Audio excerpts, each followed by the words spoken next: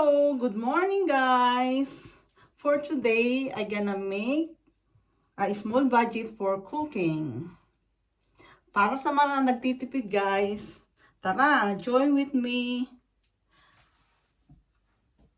First, butters.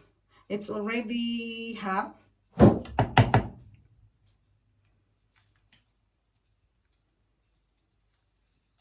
Para sa mga nagtitipid na walang budget, guys, mano lang madali.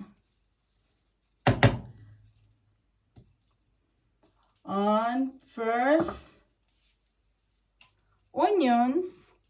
Mahilig talaga sa onions, marami. Mas masarap, mas marami, mas masarap. Yum, yum.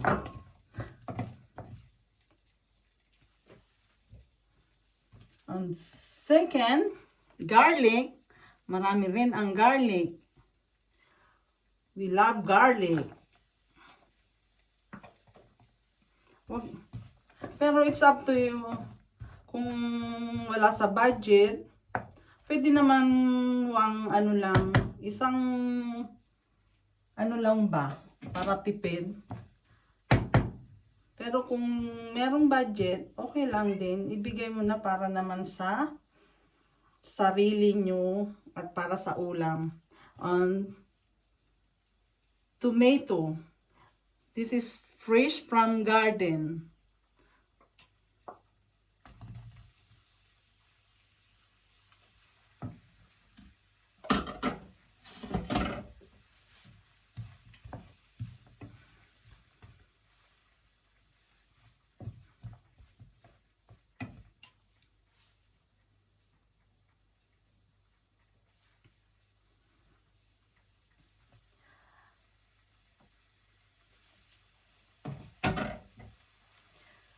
By the way guys, shout out to my beautiful niece, Ate Abby. He made this for me. This is gift from my last year birthday. I think, I don't know, I forgot. But this is from Ate Abby. She made this in cooking apron. Thank you Ate Abby. Nagamit ko na.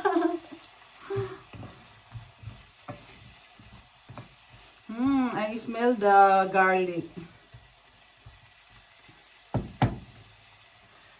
And Ligo. Small budget lang to guys.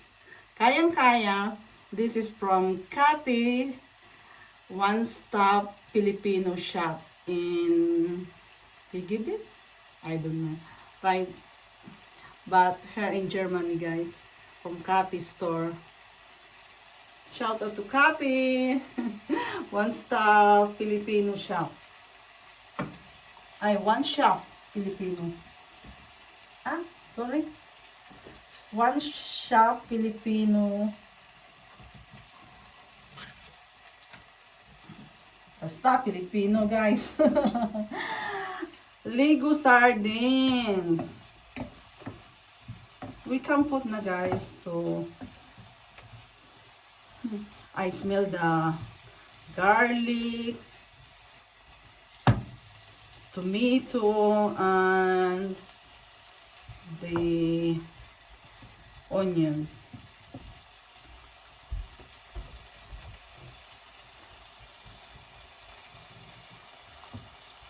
We can put first the sauce para hindi madurog ang isda. Ihuli natin guys.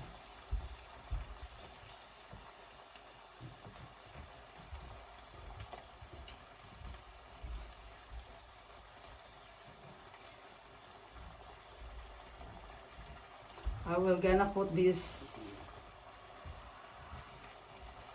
last the fish.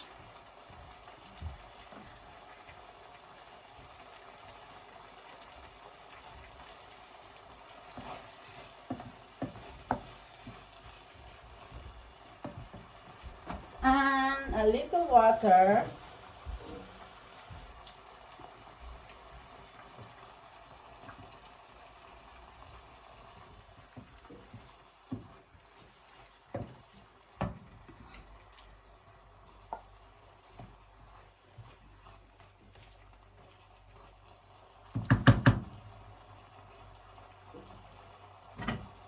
More, only a little bit, not too much.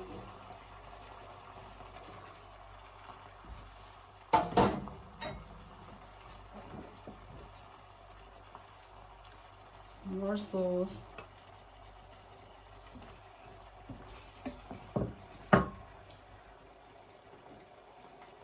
And salt, it's up to you how many salt. This is my version of gulay. Ang wise na nanay, kailangan sa panahon ngayon, especially in the Philippines, kailangan maging wise.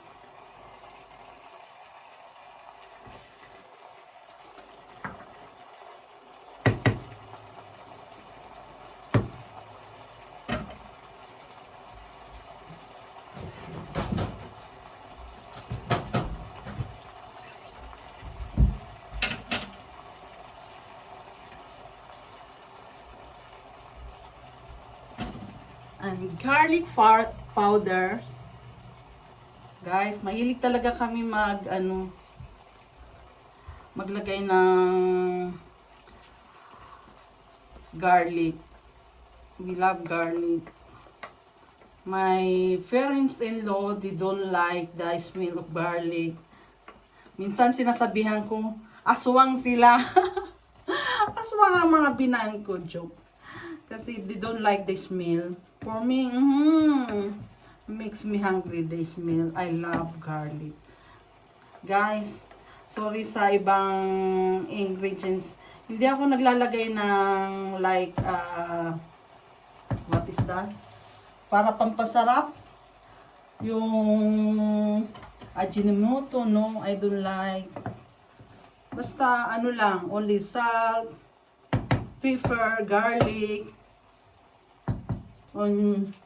onions. And that is the gulay, sweet potatoes, leaves. That is from my little garden, Prisha, guys. Kaya later ilalagay ko. And udong. Udong, that is from Visayas, that is in Eastern Samar. Thank you to my Filipina friends. She gave me this one. This is from Eastern Samar.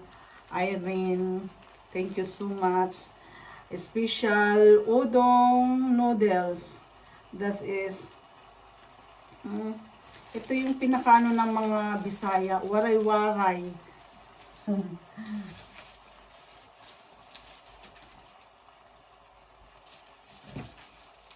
I gonna put 2. Ang udong.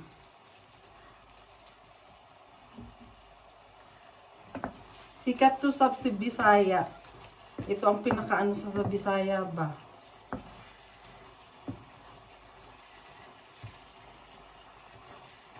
I think I'm gonna add more water.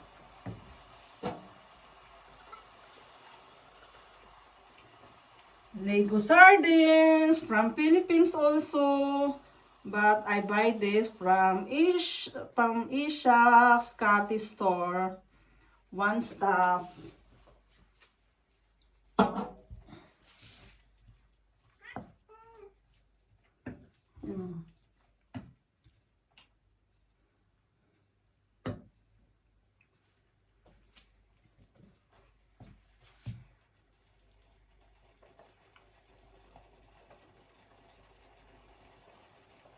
Madudurog kasi yung sardines. So, I gonna put this later. That is the last. And also the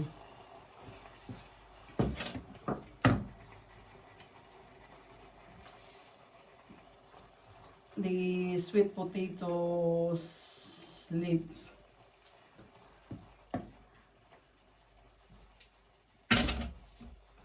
Mm, I think more water.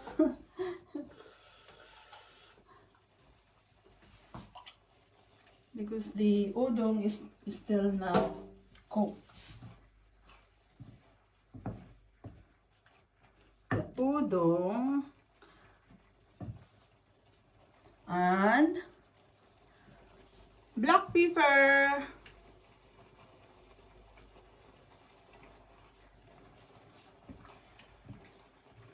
This is only the ingredients. No special ingredients like the ajinomoto and the cubes. No, I don't like. Sorry for them, but I love my own taste like garlic. Yun lang naman nagpapasarap. Garlic, asin, salt, or pepper. Yan. At saka, the only good is healthy. Ajinomoto is not so healthy.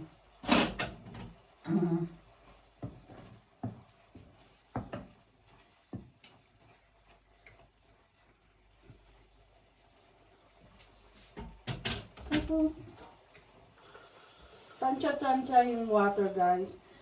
It's up to you how many water you want. Pwede ring damihan. So, like soup, sabaw, pandagdag, pamparami ba sa ulam.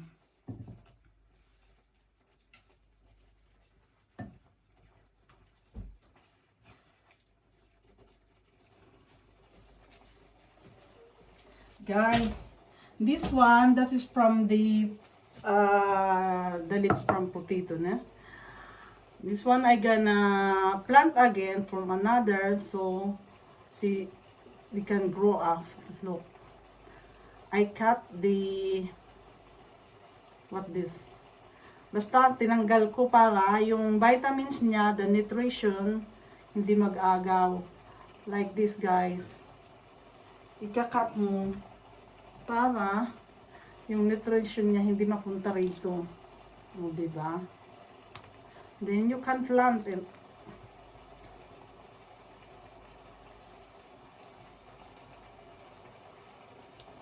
Diba? Nakatipid na, pwede ka na magtanim ulit sa mga katulad sa in the Philippines. I think this is 10 pesos in like this only. I don't know. 10 pesos. Tapos, when you buy, you can plant this one. At tutubo ulit. Para may hindi na kayo bumili ng iba. Next time, you can harvest na in your own garden. Pwede mo lang, you can also put in the small glass. You can put like this and then you put in with the sunshine.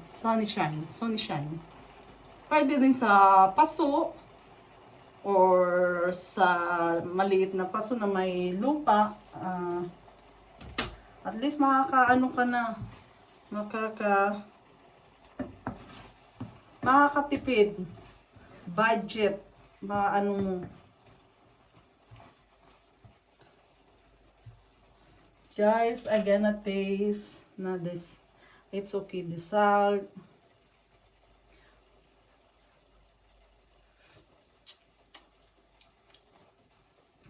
A little salt. More salt.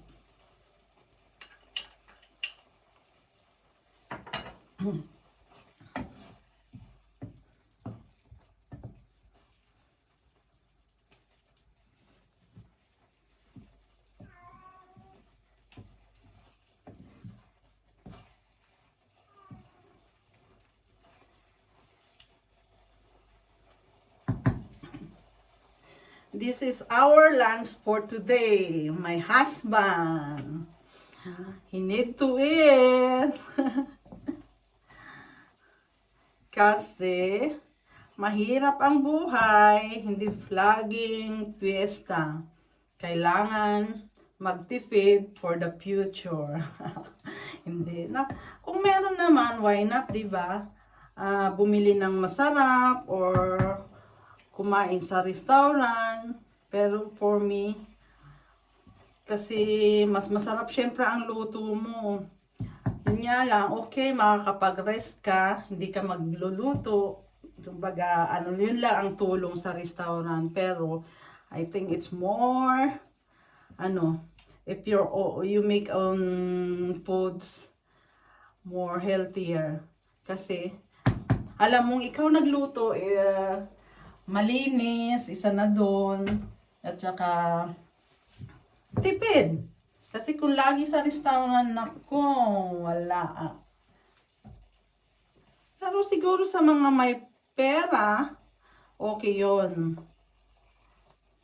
Pero sa katulad natin, yung sapat lang, hindi naman yung kulang, basta sapat. Sapat, kailangan pa rin magtipid. Kailangan natin isipin ang bukas. Yan ang natutunan ko to my family. From my father, if we have foods, okay, you can eat. You can eat if you can. Yan ang ng father ko. Sige, kainin mo yan.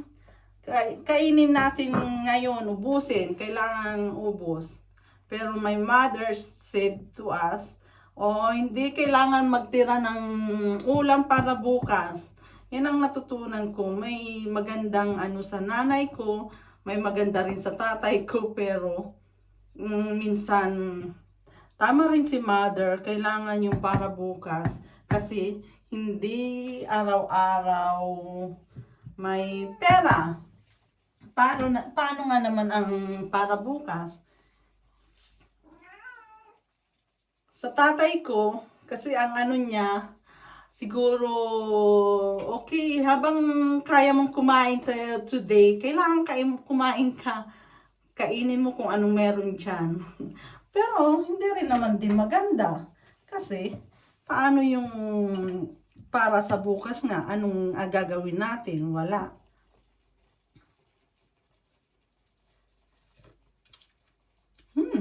Tastes good, guys. It's okay. Salt is okay. And I gonna put the leaves, fresh leaves, sweet potato, sorry. Para, pwede mo nang i-turn off ang heat. Para hindi siya masyadong overcook, guys.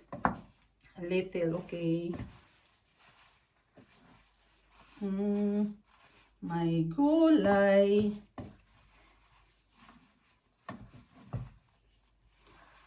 Mas gusto ko pa nga ang ulam noon. Simple lang, masarap. Kung iisipin para sa akin, for me. But hindi ko alam para sa inyo. It's okay din. Kasi ako, naranasan ko yung sobrang hirap. Minsan nga, ang pinaka-rice namin, kamuting, tawag doon? Kamuti. Yung laman ng sweet potato. Ilalaga, steam. Tapos, minsan ang ulam, minsan wala pa. Yung talbos, ito na. O, diba? Kaya, naranasan yung walang-wala. Pero mas para sa akin, mas maganda yung maranasan mo talaga, guys, yung walang-wala ka. Para natututunan natin yung kung ano yung pwede nating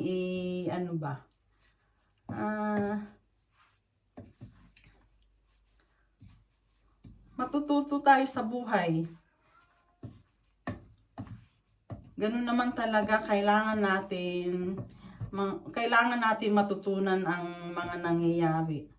Kung nagkamali, kailangan matuto tayo sa ating mga pagkakamali. Ika nga, kailangan natin bumangon. Basta ang importante, may pananalig sa Diyos. We have faith to our Lord God.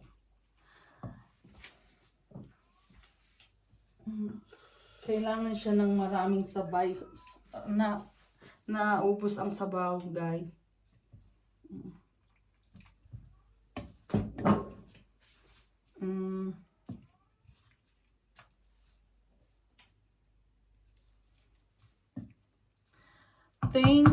Thank you so much sa mga nag-subscribe. I have 38 subscribers, guys. Thank you so much. Sana maka-100 subscribers. Thank you. Okay, pwede na yan.